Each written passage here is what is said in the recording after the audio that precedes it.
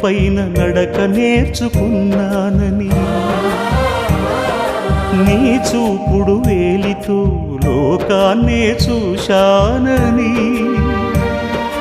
నాన్నను పూజిస్తే ఆది దేవుని కది అందునని,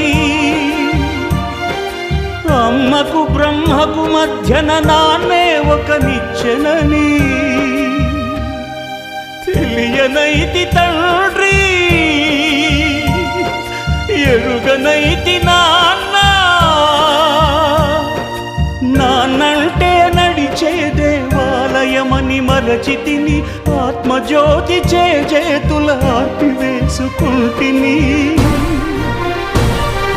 మరచిపోయి కూడా నన్ను మన్నించొద్దమ్మా, కలనైనా నన్ను కరుణి